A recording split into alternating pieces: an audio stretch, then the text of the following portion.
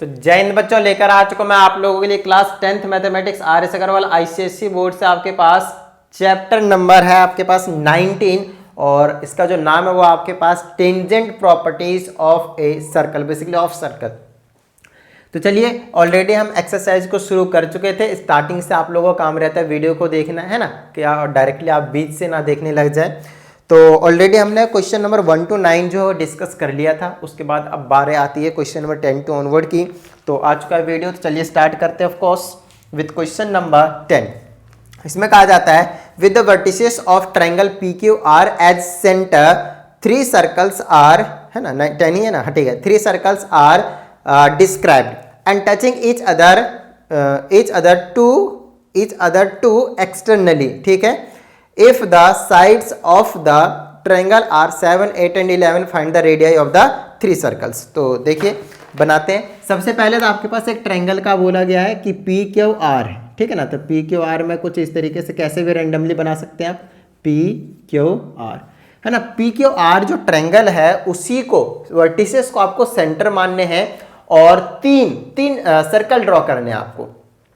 और सेंटर किसको मानना है, पी क्यू और आर को। तो मान लीजिए पी को अगर मैंने सेंटर माना तो एक सर्कल में कुछ इस तरह से ड्रॉ कर सकता हूं। समझ में आती है ना बात, कुछ इस तरह से मैं ड्रॉ कर सकता हूं, ठीक है। एक सर्कल हो गया। दूसरा सर्कल ऐसे ड्रॉ करना है कि इसको अगर मैंने सेंटर माना तो ये टच कर रहे हो इस तरीके से। और तीसरा ऐसे ड्रॉ करना है कि इनको इस तरीके से टच करते हुए जा रहे हो, टच करते हुए जा रहे हो। समझ में आ रही है बात, इस तरीके से क्या कर रहे हो, ये टच करते हुए जा रहे हो, इस तरह से आपके पास जा रहे हैं, ठीक है। ये तो मैंने रैंडमली बनाया इसलिए थोड़ा अजीब सा दिख रहा होगा, बट हाँ कुछ इसी तरह से आपके 3 बनेंगे आपके पास, वो हमने बना दिए। अब हमसे क्या कहा जाता है वो चीज़ देख लेते हैं। तो इसमें कहा जाता है जो साइड्स हैं ट्रायंगल के, जो साइड्स है वो एक 7 है, एक 8 है और एक 11 है। तो आपकी मर्जी, किसी को 7 लीजिए, किसी को 8 लीजिए और किसी को 11 लीजिए। तो मान लेते हैं इसको हमने 7 ले लिया भैया, है ना, 7 सेंटीमीटर। इस वाले को हमने 8 सेंटीमीटर और इस वाले को हमने 11 सेंटीमीटर ले लिया। खत्म बात, घर की बात है, किसी को भी ले लीजिए।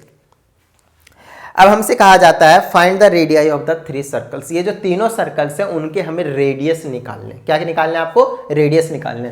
तो मान लेते हैं इस वाले सर्कल का जो रेडियस है वो R1 है। तो ये अगर R1 है तो ये भी तो R1 ही होगा, क्योंकि ये दोनों ही तो रेडियस है। देखिए P से लेकर यहाँ तक और यहाँ से लेकर यहाँ तक, ये क्या आपके पास रेडियस है।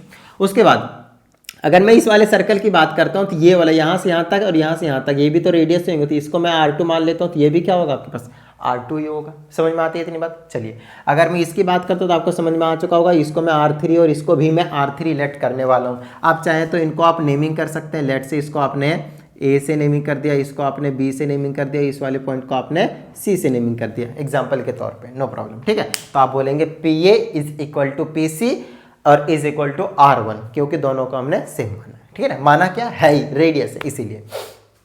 दूसरा है वैसे यहाँ कर देंगे, तीसरा वैसे यहाँ पे कर देंगे। अब जो इन्फॉर्मेशन हमें गिवन है उसके अकॉर्डिंग काम कर देते हैं। हमें इस पूरे की लेंथ मालूम है 7 है। हमने R1 R2 और R3 के बीच में बेसिकली रिलेशंस चाहिए ना, चाहे R1 R2 मिल जाए, R2 R3 मिल जाए, R1 R3 मिल जाए, कोई टेंशन वाली बात नहीं है। तो हमने क्या देखा यहाँ पे, PQ की जो लेंथ है वो 7 है और हमें पता है PQ में R1 और R2 का अगर मैं ऐड कर देता हूँ तभी जाकर पूरा का पूरा PQ बनेगा।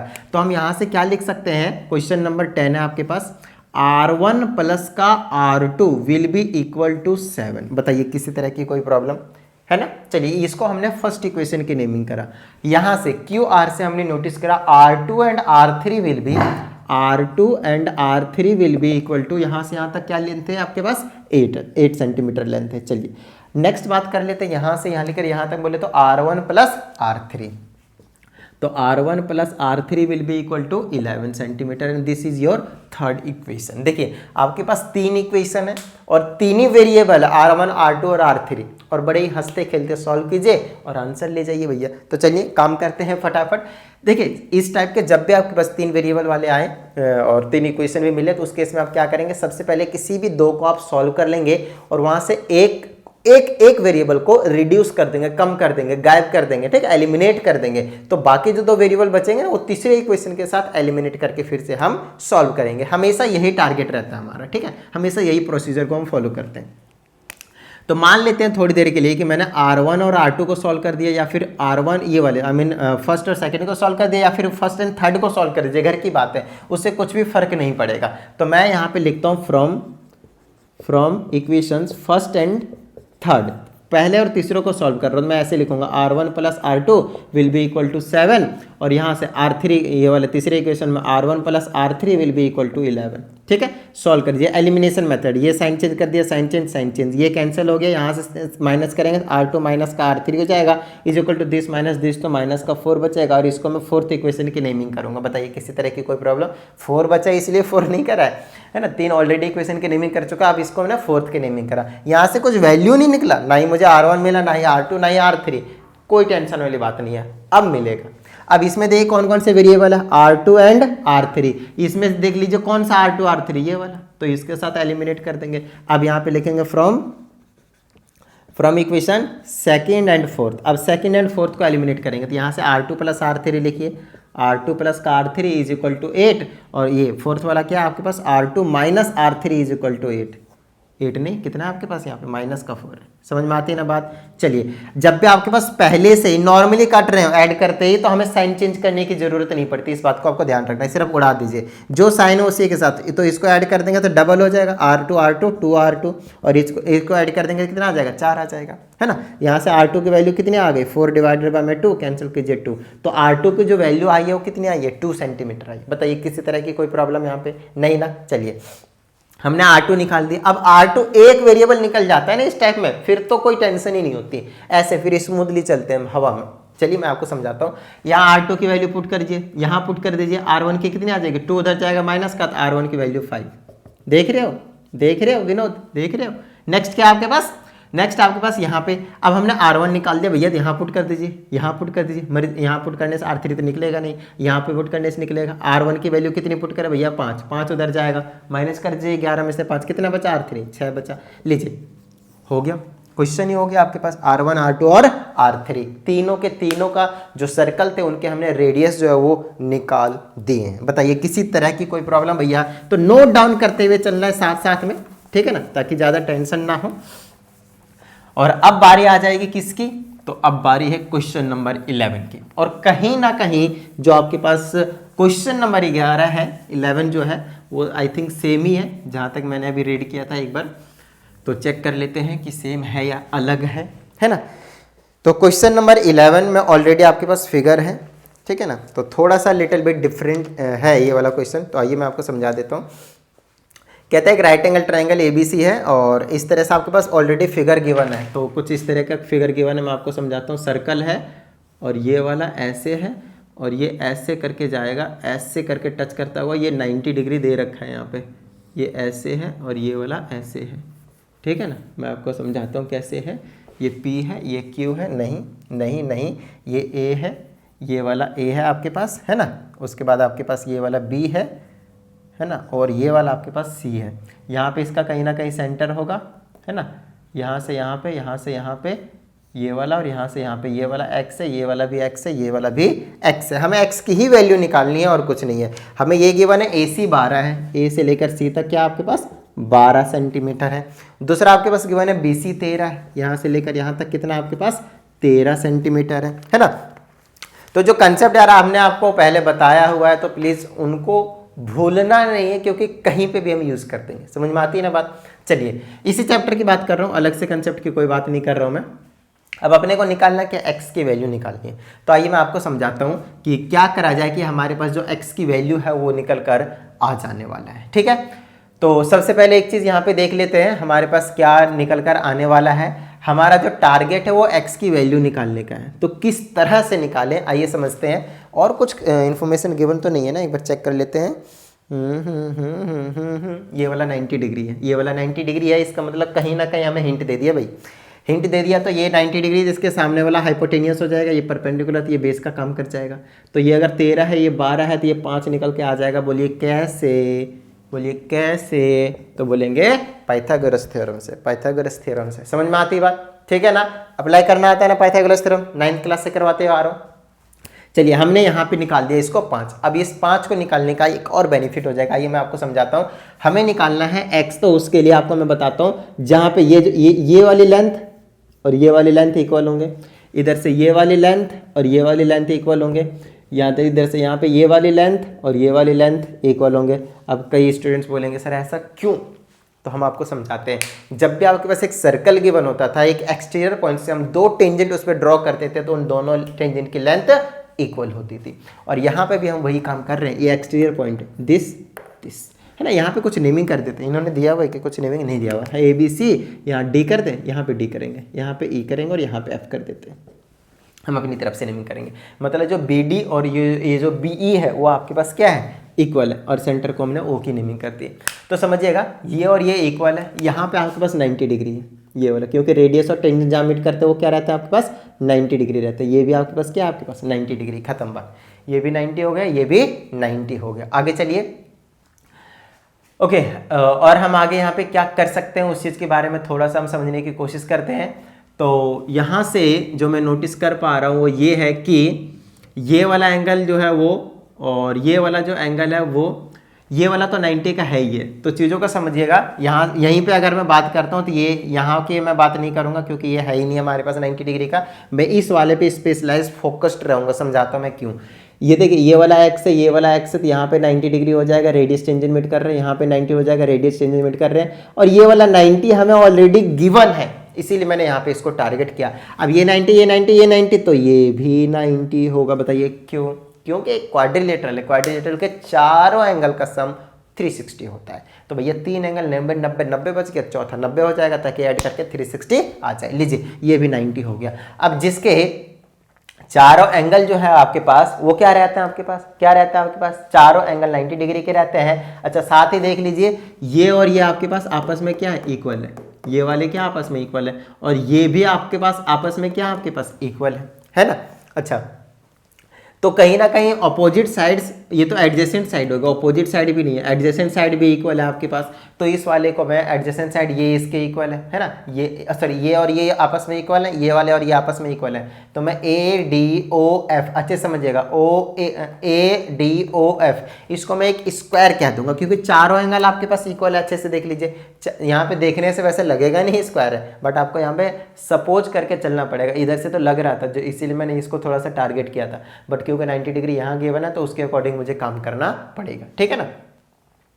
तो हमने यहाँ पे देख लिया कि 90 90 90 90 एक हो गए। ए डी ओ एफ को हमने प्रूव कर दिया कि एक स्क्वायर है, क्योंकि चारों एंगल जो आपके पास 90 डिग्री है, ये तो रेडियस है इसीलिए इक्वल है, और ये वाला एक्सटीरियर पॉइंट से दो टेंजेंट इसीलिए वो आपस में इक्वल है। एडजेसेंट साइड्स क्या आपके पास इक्वल है, एडजेसेंट साइड इक्वल है, सारे 90 डिग्री के क्या है आपके पास वो है 90 डिग्री के एंगल बना रहे हैं। तो ये जो है आपके पास क्या हो जाएगा, आपके पास एक स्क्वायर हो जाएगा। क्या इतनी बात समझ में आ गई आप लोगों को? डन है इतनी बात? चलिए आगे की कहानी कर लेते हैं अब बात आती है x की वैल्यू निकलेगी कैसे। तो आपके पास निकली हुई है पहले से ही, आपको समझाता हूँ। क्योंकि देखिए ये x है, ये x है, अब क्योंकि ये स्क्वायर बन चुका है, ये भी आपके पास x होगा और ये भी आपके पास x होगा। बताइए हाँ या नहीं, है ना। ये भी आपके पास x होगा और ये भी आपके पास क्या होने वाला है, x ही होने वाला है। तो अब क्या करें हम, अब यहाँ से अगर मैं बात करता हूँ तो ये पूरा का पूरा कितना था, 5 था। ये पूरा का पूरा कितना था आपके पास, 5 था। और यहाँ से लेकर यहाँ तक कितना बच जाएगा अब आपके पास, कितना, ये वाला पोर्शन कितना बच जाएगा वो चेकआउट कर लीजिए बस आप। ये वाला चेक कितना बच जाएगा, 5 माइनस का x बचेगा। और ये वाला कितना बच जाएगा आपके पास, ये वाला। अच्छा इधर से चेक कर लेते हैं, तो ये वाला कितना बचेगा वो चेक कर लेंगे। ये वाला x है तो ये 12 माइनस x बच जाएगा आपके पास। बताइए हाँ या नहीं, ठीक है ना। इतनी बात समझ में आ गई। अब बात आती है ये वाली साइड और ये वाली साइड। बोले तो इतनी लेंथ और इतनी लेंथ पता चलने के बाद हम आगे का काम क्या करें, आइए मैं आपको समझाता हूँ। देखिए जितना ये होगा उतना ही ये होगा, ये एक्सटीरियर पॉइंट है, ये भी क्या हो गया आपके पास 5 माइनस एक्स हो गया। आइए यहाँ से लेकर यहाँ तक, अगर ये वाला 12 माइनस एक्स है तो ये भी तो आपके पास 12 माइनस एक्स ही होने वाला है। बताइए हाँ यानी। अब मैं कह सकता हूँ कि ये जो पूरा का पूरा होगा, है ना, यहाँ से यहाँ बी सी की जो लेंथ है वो 13 है। और अगर आप नोटिस करें तो बी सी को मैं क्या लिख सकता हूँ, 5 माइनस एक्स, यहाँ से लेकर यहाँ तक प्लस में, यहाँ से लेकर यहाँ तक प्लस में कर दूंगा मैं 12 माइनस एक्स, तो इक्वल टू में कितना आ जाएगा आपके पास 13। बोलिए किसी तरह की कोई प्रॉब्लम नहीं ना। आगे चलिए इसको सॉल्व कर दीजिए बस। x क्या हो जाएगा, इसको ऐड करेंगे 17 आ जाएगा। ये x माइनस का 2x हो गया और इक्वल टू में 13। 17 ये माइनस कर दिया इधर और ये माइनस 2x उधर ले गया प्लस का, या क्या आपके पास 4 और इक्वल टू में 2x, 2 को इधर डिवाइड में भेज दीजिए और इक्वल टू में x, ये आ जाएगा 2। चलिए x की वैल्यू कितना आ गया आपके पास 2 सेंटीमीटर। अरे यही तो पता करना था अपने को, बोलिए हाँ या नहीं, है ना। x ही तो पता करना था, रेडियस ऑफ द सर्कल, और कुछ नहीं, x की वैल्यू फाइंड आउट करनी थी। है ना। अब यहाँ पे कई बार स्टूडेंट्स को डाउट रह ही जाता है कि सर बताइए इसको एक बार कि हमें एडजेसेंट साइड इक्वल होने के बाद ये स्क्वायर कैसे बन गया, है ना, क्योंकि इसका इन्फॉर्मेशन जनरली आपको कोई एक्सप्लेन नहीं करता है। तो आइए मैं आपको थोड़ा सा हिंट देने की कोशिश करता हूँ, क्योंकि चारों एंगल प्रूव कर देना। अच्छा एक चीज़ और बता देता हूँ, ऐसा नहीं है कि सिर्फ हमने अगर इस वाले क्वाड्रिलेटरल को अगर मैंने स्क्वायर प्रूव करा तो ये भी स्क्वायर है और ये भी स्क्वायर है, बिल्कुल भी नहीं, इस बात को ध्यान रखेगा। क्योंकि अगर ऐसा हो जाता है तो ये 90 और ये भी 90 का होगा, तो 9 या 27 270 डिग्री सर्कल का एंगल, कंप्लीट एंगल 270 नहीं 360 होता है, तो बिल्कुल ही वहाँ गलत होगा। इस चीज़ को ध्यान रखना है, एक साइड बनेगा बस यहाँ पे, जहाँ पे यहाँ पे 90 डिग्री बन रहा है सिर्फ वहीं पे। ओके तो और यही एक स्पेशलिटी जो इसको स्क्वायर बनाने के लिए हेल्प कर रहा है और कुछ नहीं। तो आप यहाँ पे लाइन खींचकर ऐसे करके लाइन खींचकर ज्वाइन डी और एफ को ज्वाइन करके सीपीसीटी से आप साइड्स को इसको इसके इक्वल प्रूफ कर सकते हैं कॉन्ग्रुएंट प्रूफ करने के बाद। तो ये एक थोड़ा सा हिंट है, कोशिश कीजिएगा, ठीक है। चलिए तो नॉर्मल सी बात है, इसको आप स्क्वायर बोलेंगे, ठीक है ना। चलिए आगे की बात कर लेते हैं। ये हो गया आपके पास क्वेश्चन नंबर 11 की कहानी, खत्म, फिनिश, टाटा बाय बाय। अब चलते हैं हम कहाँ पे, क्वेश्चन नंबर 12 के पास। सो लेट्स सी क्या कहा जा रहा है आपके पास क्वेश्चन नंबर 12 में। तो इसमें कहा जाता है क्वेश्चन नंबर 12 में कि पी क्यू आर एक आपके पास राइट एंगल ट्रायंगल है। तो मैं फटाफट पी क्यू आर एक राइट एंगल ट्रायंगल बना लेता हूँ कुछ इस तरह से, है ना। यहाँ पे पी करता हूँ, यहाँ पे क्यू बोलता हूँ, यहाँ पे हमें राइट एंगल कहाँ बोला एक बार चेक कर लेते हैं। राइट एंगल के बारे में हमसे बोला नहीं है कि कहाँ पे आपको बनाना है, बस हमने बना दिया। फिर कहा जाता है with P Q is equal to 3 centimetre. P Q जो है हमारे पास वो 3 सेंटीमीटर है। चलिए छोटा छोटा सा काम करेंगे हम। कहता है Q R 4 centimetre, Q R 4 centimetre है, मतलब यही है आपके पास और कुछ नहीं है। Circle touches all the sides of the triangle inscribed in a triangle, calculate the radius of the circle. तो कहता है इसके अंदर सारे साइड को टच कर रहा है, इंस्क्राइब्ड है इसके अंदर एक सर्कल, तो उसके रेडियस की लेंथ बताइए, रेडियस कितनी होगी। तो यहाँ से ये वाला, यहाँ से ये वाला और यहाँ से ये वाला, मान लेते हैं ये एक्स है थोड़ी देर के लिए, एक्स है, एक्स है, एक्स है, एक्स है, मतलब ये तीनों ही जो रेडियस होंगे, क्योंकि तीनों रेडियस है ना। आर मानता हूँ, आर मानता हूँ मैं इसको मैं आर मानता हूँ। ये आर हो गया, ये आर हो गया और ये भी आपके पास क्या हो गया, आपके पास आर हो गया। बताइए किसी तरह की कोई प्रॉब्लम, सिंपल है ना। चलिए आगे की कहानी देखते हैं। अब हमसे बोला है, अच्छा एक चीज़ बता दूं, ये क्योंकि P Q R right angle triangle है, तो राइट एंगल मैं यहाँ पे मान रहा हूँ, तो पी क्यू 3 है, ये 4 है, तो ये कितना निकल कर आएगा, ये पूरा का पूरा पी आर 5 सेंटीमीटर निकल कर आएगा पाइथागोरस से। किससे, पाइथागोरस से। चलिए अब ये 3 पता है, ये 5 पता है, ये 4 पता है, हमें पता करना है रेडियस। तो अगर आप कहीं ना कहीं नोटिस करें चीज़ों को, तो आपको पता चलेगा कि ये आपके पास 90 है।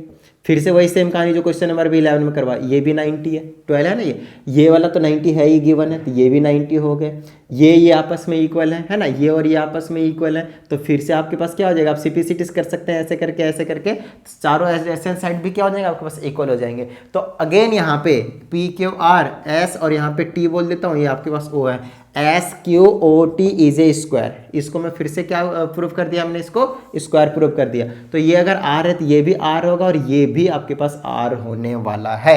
सेम क्वेश्चन, ठीक है ना। अब हमें क्या करना है, रेडियस फाइंड आउट करना। तो उसके लिए हम क्या करेंगे, फिर से सेम कंसेप्ट को मैं अप्लाई करने वाला हूँ।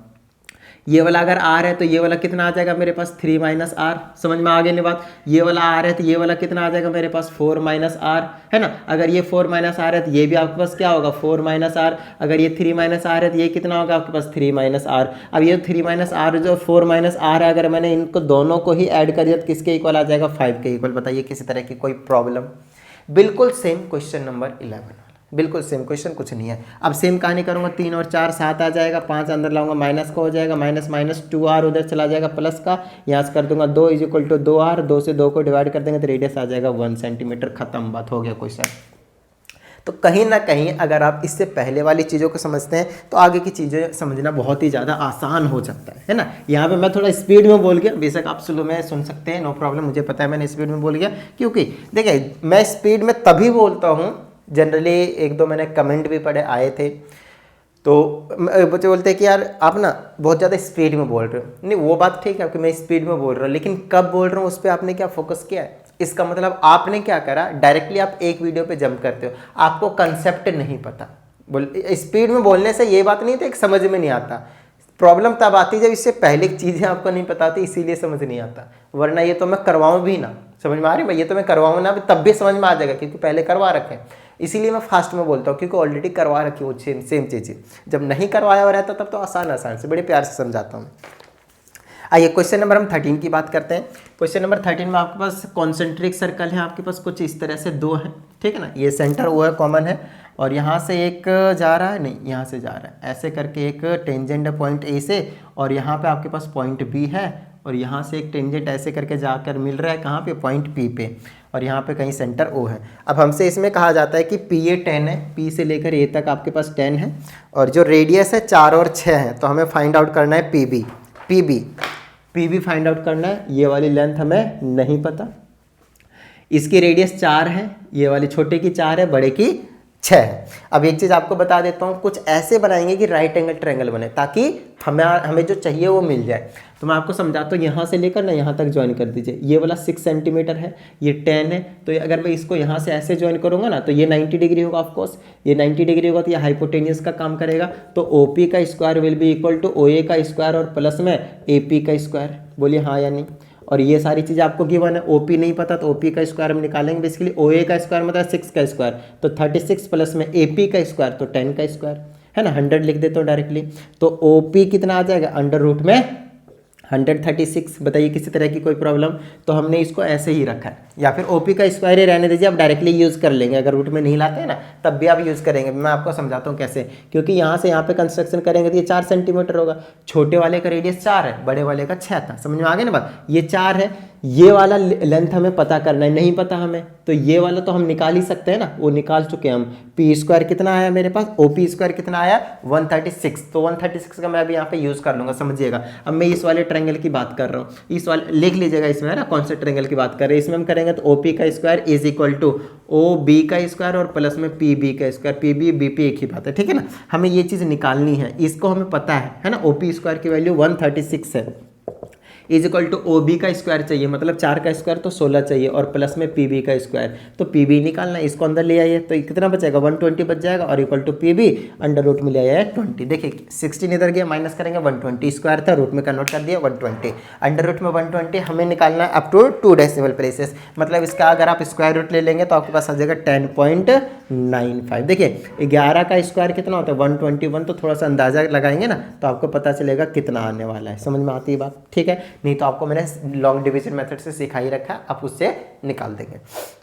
बताइए यहाँ तक किसी तरह की कोई प्रॉब्लम। भाई लीजिए क्वेश्चन नंबर जो 13 था वो आपने सॉल्व कर दिया है, और क्वेश्चन नंबर जो 13 है वो कंप्लीट हो चुका है। लीजिए समझ में आती है बात, ठीक है। चलिए आगे की बात कर लेते हैं। कहीं ना कोई क्वेश्चन जो आपके पास वो आसान से है, तो ज़्यादा टेंशन लेने की ज़रूरत ही नहीं है।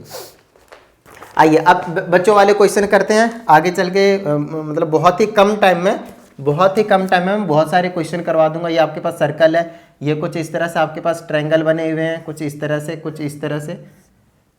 आई ऐसे नहीं बनाएंगे, इसको थोड़ा सा ऐसे बनाना पड़ेगा ताकि ये मीट कर जाए, ऐसे करके और ऐसे करके, और ये वाला थोड़ा सा ऐसे करके और ऐसे करके, क्योंकि हमें ना ट्रायंगल बनाना है, क्वाड्रिलेटरल नहीं बनाना। समझ में आती बात। चलिए ऐसे करके आपके पास एक ट्रायंगल गिवन है, और यहाँ से यहाँ तक कहता है ये वाला 5 है, ये वाला 7 है, ये वाला पूरा का पूरा x है, ये वाला पूरा का पूरा 14 है। और हमसे कहा जाता है कि आप हमें बताइए क्या x की value, find the value of x। बड़ा ही बच्चा सा नन्ना सा मुन्ना सा चुन्ना सा क्वेश्चन। आइए मैं आपको समझाता हूँ कैसे। देखिए ये अगर ये 5 है तो यहाँ से यहाँ तक क्या होगा, ये 5 होगा, खत्म बात, है ना। क्योंकि मान लीजिए ABCD है, कुछ भी है ना, ये वाला 5 है तो ये भी 5 होगा, क्योंकि एक्सटीरियर पॉइंट से 2 टेंजेंट ड्रॉ किए गए सर्कल पे वो इक्वल इन लेंथ होते हैं। Theorem number 3।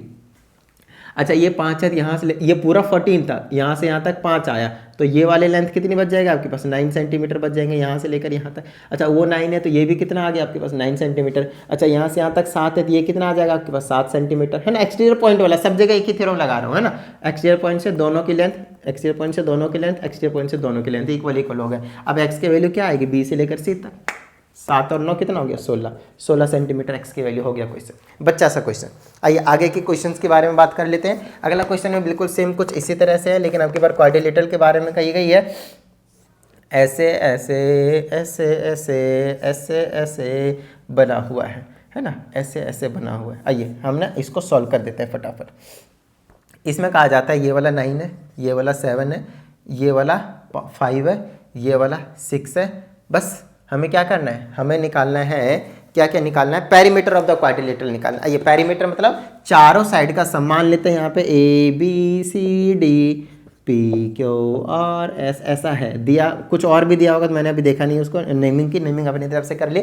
अब देखिएगा ये 7 है तो ये भी 7 होगा, है ना, ये 5 है तो ये भी 5 होगा, ये 6 है तो ये भी 6 होगा, ये 9 है तो ये भी 9 होगा, है ना। अब मैं क्या करूँगा, पेरीमीटर निकाल दूंगा, सम ऑफ ऑल साइड। तो इसका साइड 9 7 16 प्लस में BC 7 5 12 प्लस में CD 6 5 11 प्लस में AD कितना हो जाएगा 6 9 16, क्या आ जाएगा मेरे पास 16 16 32 और प्लस में 12 11 23 और ये आ जाएगा P = 2 3 5 2 3 5 55 सेंटीमीटर। खत्म बात। चेक करें आंसर, ये तो 54 आ रहा है ना, हमने कुछ कहीं गलती कर दिया है जोड़ने में मेरे हिसाब से। तो चेक करते हैं कितना आएगा, 16 16 32 और 12 11 11 दूनी 22 23 2, ये तो सही जोड़ा है मैंने। तो मैंने कुछ क्वेश्चन शायद मैंने कुछ गलत लिख दिया है, चेक कर लेते हैं। ये वाला 6 है तो ये भी 6 आ जाएगा, 9 6 15 होता है, 16 नहीं होता, हमने गड़बड़ कर दिया है। ये वाला इसको ना AD की वैल्यू 9 6 15 होगा, तो ये वाला 31 होगा, ऐड करेंगे तो 54 मिलेगा, है ना। आंसर मैच करना जरूरी है एक बार। आइए आगे की बात करते हैं, क्वेश्चन नंबर 16, है ना। देखिए ये कौन कौन सा क्वेश्चन था, नंबरिंग कर देता हूँ मैं। ये आपके पास क्वेश्चन नंबर 14 था, ये क्वेश्चन नंबर 15 था, ये क्वेश्चन नंबर 16 यहाँ कर देते हैं हंसते खेलते, है ना। फिर से सेम क्वेश्चन है आपके पास, फिर से इसी टाइप का आपके पास क्वाड्रिलेटरल है, इसको मिटाते हैं, यहाँ पे क्वाड्रिलेटरल है और ऐसे है, यहाँ से कुछ इस तरह से है ना। तो कहीं ना कहीं आपको रीजन पता होना चाहिए बस, है ना, कि एक्सटीरियर पॉइंट से जब हम ड्रॉ करेंगे तो छोटे छोटे से क्वेश्चन निकल कर आएंगे आपके पास। आइए यहाँ से आपके पास फिर से वही है ABCD और यहाँ पे आपके पास गिवन है PQRS, फिर से है PQRS। वैल्यूज़ देखते हैं, ये आपके पास पूरा का पूरा X है, ठीक है, पूरा का पूरा X है और ये छोटा सा पिद्दा सा 4 है, फिर हमारे पास ये वाला 6 है और ये वाला पूरा का पूरा हमारे पास 11 है, ठीक है। चलिए अब हम निकाल देते हैं, निकालना कि X की वैल्यू निकालनी है, मतलब हमें ये और ये पता चल जाए तो बात बन जाएगी। ये 4 है तो ये 4 हो गया, लीजिए यहाँ से पता चल गया। ये पूरा 11 है, पहले देखिए ये वाला 6 है तो ये कितना आएगा, 6 आएगा। ये 6 है तो ये वाला कितना आया, 5 आया। ये 5 है तो ये कितना होगा आपके पास, 5 है। 4 और 5 कितना हो गया, 9 हो गया। 9 सेंटीमीटर X की वैल्यू हो गया क्वेश्चन। देखिए ऐसे ऐसे छोटे छोटे से क्वेश्चन है तो कहीं ना कहीं बच्चा सा क्वेश्चन ही कहा जाएगा इनको तो कुछ बड़े रिवॉर्ड तो दिए नहीं जाएंगे। समझ में आती है ना बात, ठीक है ना। और ये आपने अप टू क्वेश्चन नंबर 15 जो है वो कंप्लीट कर दिया है। समझ में आते, 16 तक हो चुका है। अब आगे की बात करते हैं क्वेश्चन नंबर 17 की। तो चीज़ों को समझना है आपको आराम से और कुछ नहीं। तो क्वेश्चन नंबर 17 को देखते हैं। इसमें आपके पास एक फिगर गिवन है, कुछ इस तरह से एक सर्कल है, इस तरह से आपके पास एक सर्कल है और कुछ इस तरह से आपके पास बनाया गया है और यहाँ से ऐसे गिवन है ना, ये वाले। और यहाँ पे A है, यहाँ पे B है, यहाँ पे C है, यहाँ पे आपके पास P है, यहाँ पे Q है और इस वाले पॉइंट पे R है ना। इसको आगे तक भी एक्सटेंड किया गया है तो उससे कुछ फ़र्क नहीं पड़ेगा, टेंशन मत लीजिए। अब हमसे बोला गया है AQ 15 है तो पेरीमीटर निकालिए ट्रायंगल का। A से लेकर Q तक पूरा का पूरा 15 है तो हमें पेरीमीटर बताइए पूरे का। मतलब हमें पता करना है AB प्लस BC प्लस में CA, यही तो पेरीमीटर होता है ट्रायंगल का। तीनों साइड का सम, चाहे वो ट्रायंगल हो चाहे वो क्वाड्रिलेटरल हो, sum of all sides is called perimeter, और कुछ नहीं। खत्म बात। समझ में आती है बात। चलिए तो देखिए हमें AQ की वैल्यू मालूम है। अच्छा एक चीज़ और बता देता हूँ, यहाँ से ये वाला लेंथ और यहाँ से ये वाला लेंथ इक्वल होंगे। अगर ये x है तो ये वाला जो चीज़ है वो भी क्या होने वाला है, आपके पास x ही होने वाला है। बताइए हाँ या नहीं। समझ में आती है ना बात, ठीक है ना। चलिए आगे की बात कर लेते हैं हम। अब क्योंकि ये जो चीज़ है वो क्या आपके पास 15 है ना, ये वाला 15 है तो यहाँ से ये भी आपके पास 15 ही निकल कर आएंगे। बताइए क्यों क्यों क्यों। क्योंकि देखिए AR और AQ दोनों टेंजेंट है सर्कल के ऊपर फ्रॉम एन एक्सटीरियर पॉइंट, और उनकी लेंथ क्या होती है आपके पास, इक्वल होती है। ये 15 है तो ये भी 15।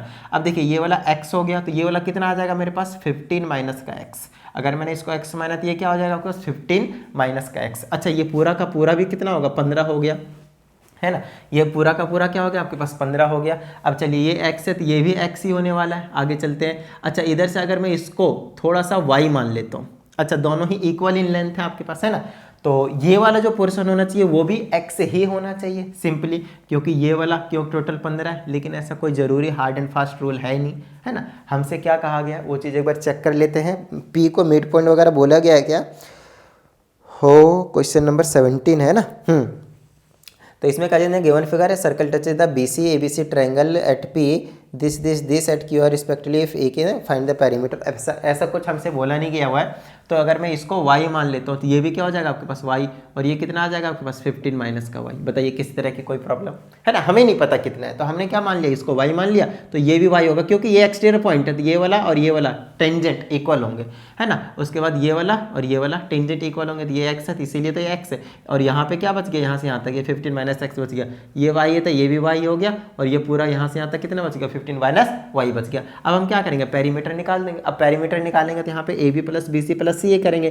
ab की जगह क्या है, a से लेकर b तक 15 माइनस x है, प्लस में bc की जगह क्या है, b से लेकर c तक x प्लस y है, x और y को जोड़ देंगे, देखिए x और y को जोड़ देंगे bc आ जाएगा। ca की जगह क्या है, c से लेकर a तक 15 माइनस y है ना। यही पेरीमीटर आपके पास, x से x को उड़ा दीजिए, y से y को उड़ा दीजिए, 15 15 30 सेंटीमीटर आपके पास पेरीमीटर निकल कर आ गया, खत्म बात।